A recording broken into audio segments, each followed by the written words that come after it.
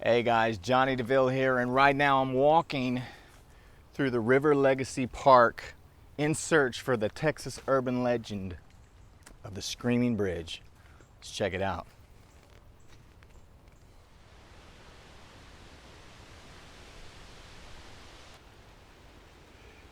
There you have a star on the tree. Got stars on the trees. Somebody wrote, "Beware." You have to walk way out here through the woods to look for this old bridge.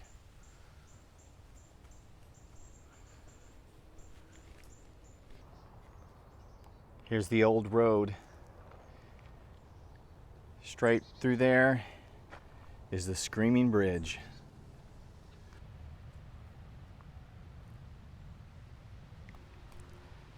I am approaching the Screaming Bridge. It has since been closed down. A lot of overgrowth. I don't know when the last time somebody drove on here, but you can get on the bridge right through there. The bridge goes over the Trinity River, which goes all the way to downtown Dallas and all over the place. Here's the Screaming Bridge. Texas urban legend.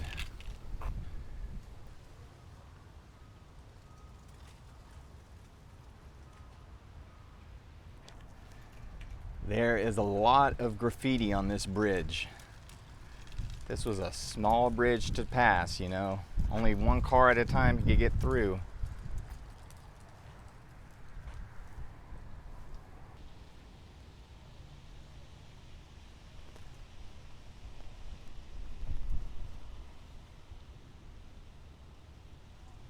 So the urban legend or the myth of the Screaming Bridge is that several years ago, I don't know how long ago, some teens were celebrating after a football game. They went for a drive and they turned their lights off and were crossing this bridge, and they didn't see from on the other side a car coming, and they both crashed into each other and both fell over the side into the water, and they both died. And they say that you could come to this bridge and on the anniversary actually see headlights coming and hear people screaming and see visions of their ghosts in the water. That's what they say. And look at this crap. This is crazy. Doesn't even cross the bridge. It's a long way down to fall down. It's crazy. I'm looking for the dead souls in the water. Looking for the dead souls in the water.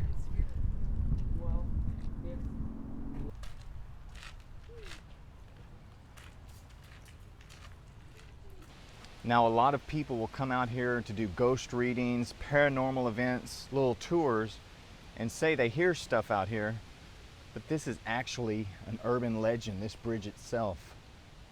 The actual place is somewhere else, way over there, and I'll show you. I'm here on Old Arlington Bedford Road, and this road right here is the actual inspiration. What happened here is the inspiration for the actual urban legend of the Screaming Bridge. It was almost 60 years ago, February 4th, 1961, that 6 teenage girls would come down this road for a little joyride after leaving the movie theater. About a week prior, 4 teens decided to play a prank and set fire to the bridge on this road. Okay, I'm nearing to where the bridge used to be.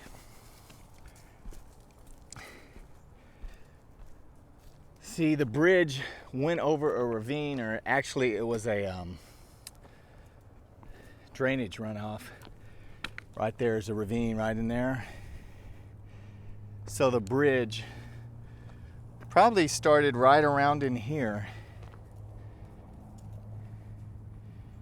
and went over the ravine, which that's part of the ravine in there, over there, and stopped, and then you would cross a railroad track. Unaware that the bridge was out, these girls, the 16s, came down this road. And a few minutes earlier, another teen by the name of Bill Young waited for a train right over here, stopped, noticed the track was out. When he noticed that, he started to back out because this is a small road. Notice how small the road is.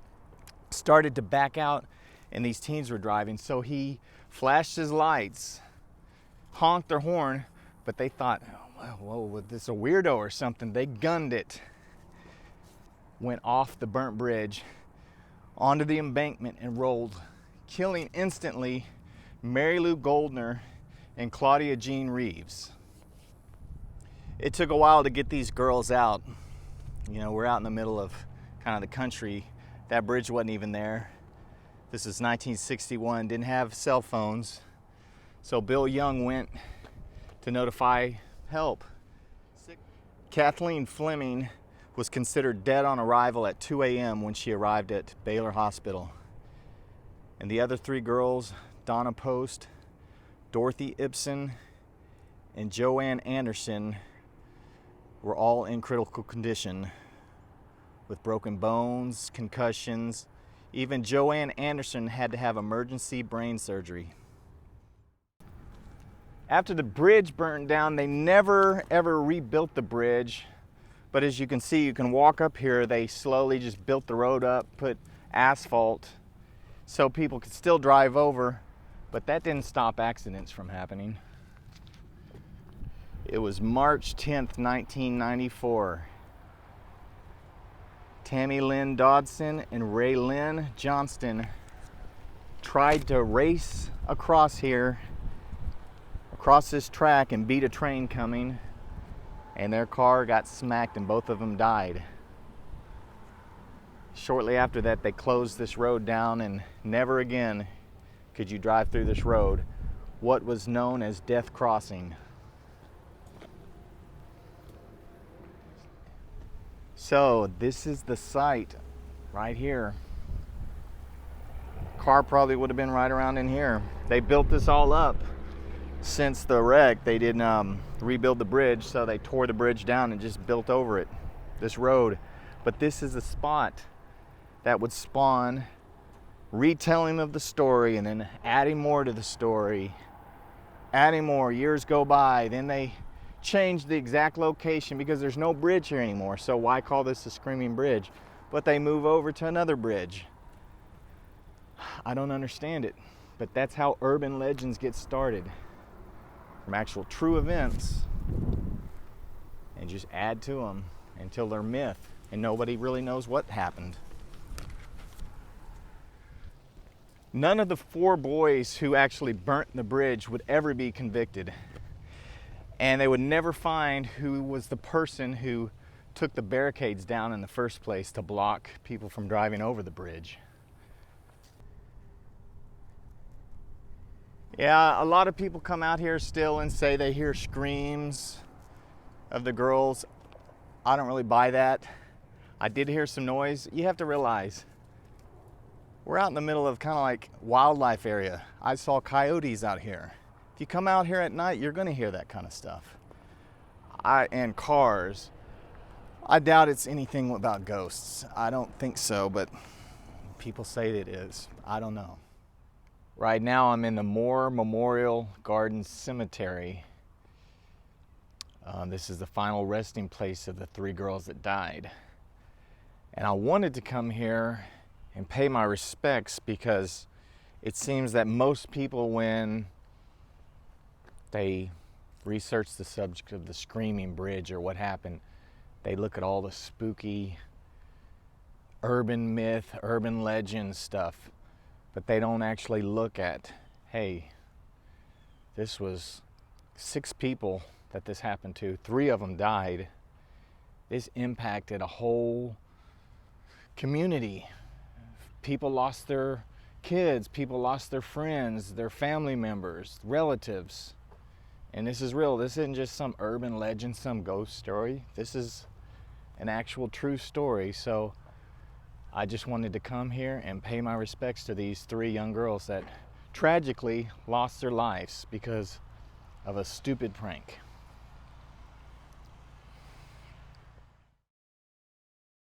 Here's the grave of Mary Lou Goldner, June 15th, 1944 to February 4th, 1961.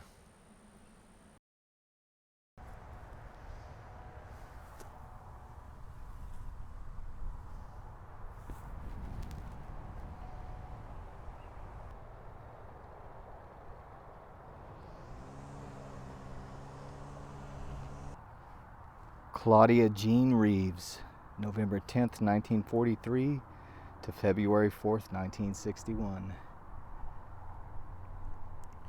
Right next to her is her mother, Gladys M. Reeves, and her father, Claude W. Reeves.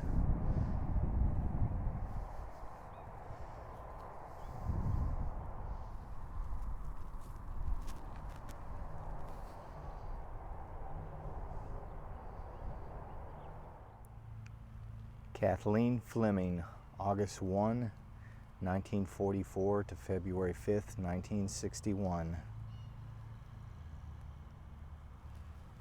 Right next to her is her parents.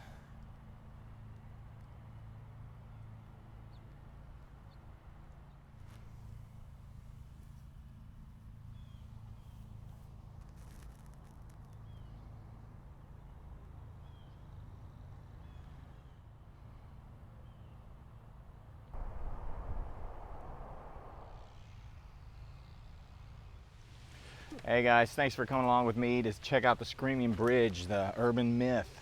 If you're new here, subscribe, also hit the notification bell, and I will see you on down the road.